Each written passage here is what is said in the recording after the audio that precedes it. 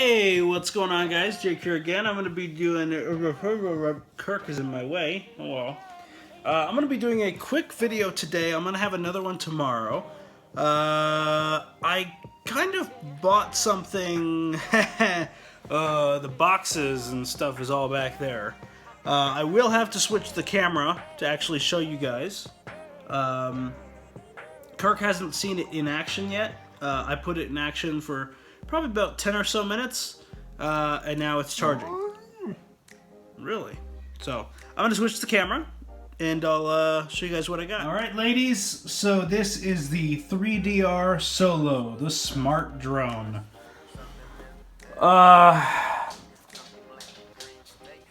Wow. So yeah, okay. So initial impressions is amazing. So it's really one of the only drones out there that has support for GoPro because it was made in partnership with GoPro. So there is a GoPro 3 and 4 frame down here.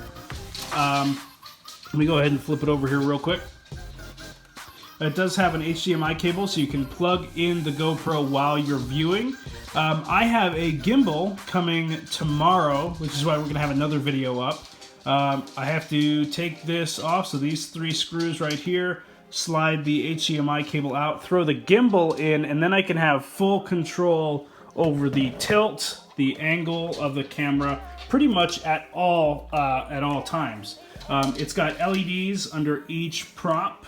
As you can kind of see by those white things, you can kind of see them on the inside. They light up when they're landing, when you're taking off. You can set the colors that you want.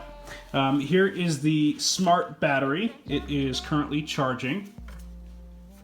This is a 5200 milliamp hour battery. At full charge, you can get about 25 minutes of flight time on this thing, depending on really how aggressive you fly it.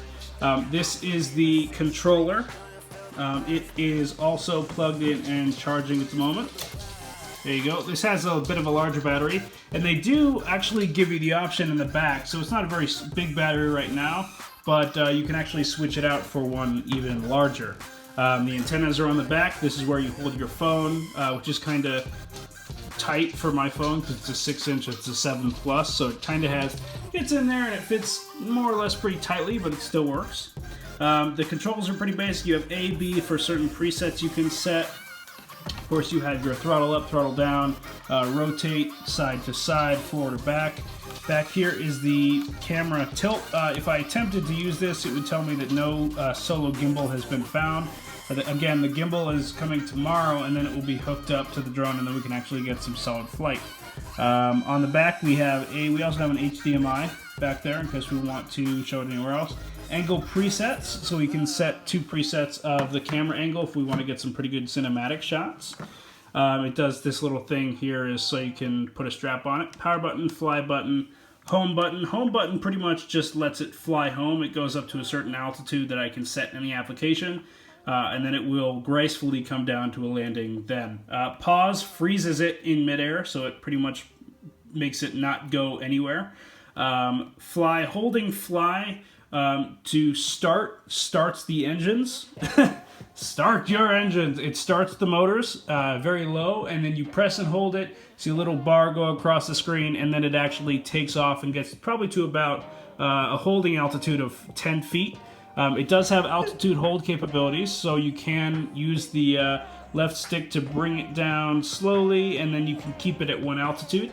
The camera features include the ability to do orbit shots, selfie shots, follow me shots, so you can essentially highlight one subject and have the drone follow it. It's all pretty amazing. So the battery's charging. The battery is going to take a while to charge.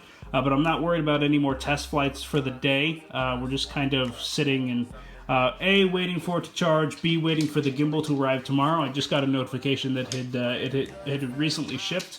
So we're going to take off the frame, and then we're going to actually have a motorized gimbal under there that I can control from my phone. Unfortunately, it's going to be hard to videotape these flights unless, I'm not sure how I'm going to videotape the flights. I'm probably going to do it all from the GoPro. Then we can go from there.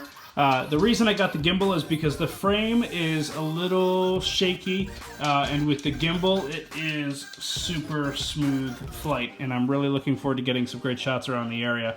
Unfortunately, I can't here in this residential area because I'm within 5 miles of a heliport and an airport, so I can't do that.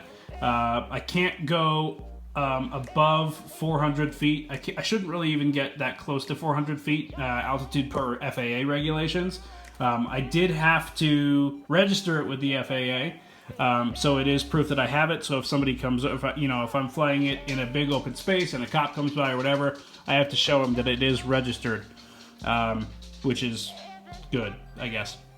I didn't make a modification. I did make a modification that I was looking around on the internet and saw quite a bit. So the GPS chip is right under here, under the sort of the nose of the Solo. Now the issue is, once you remove this black cover and you take this out, you undo these screws, pop this out, you see all the internals. There, the GPS chip is right there, and there's also a copper shielding that sits right on top of it. Now the issue was that with that shielding sitting directly on top of the GPS chip, it doesn't take, or rather it takes a long time, or it takes a while to actually register GPS satellite locks. And sat lock is always a good thing because you don't want to be waiting for 20 minutes to get a couple satellites so you can actually fly your drone. So the issue was I simply just took this housing off, was very careful about it all. Literally, all you gotta do is take a piece of cardboard, put it on top of the GPS chip between that and the copper shielding that's underneath here.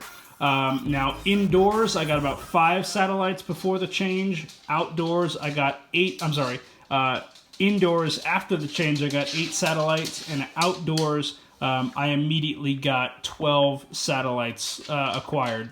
I'm sure in a more open area, it'll probably be 14, 15, maybe even higher than that because it's nice clear day today. Again, we're not going to be taking this thing out for any more flights right now. I'm just going to be messing around with the LED customization a little bit later. But I got to let the battery charge on that. The controller I'm not worried about. The controller is about halfway. But this battery for the actual unit is probably going to take a couple hours.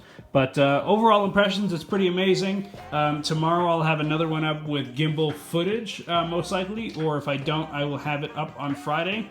It's going to be really, really, really amazing, guys. I'm looking forward to showing you guys this. Just kind of a last-minute purchase because I have a couple events coming up that I would love to get some drone footage of. So yeah, that's really all I have for you guys so far. I will see you guys tomorrow with the gimbal.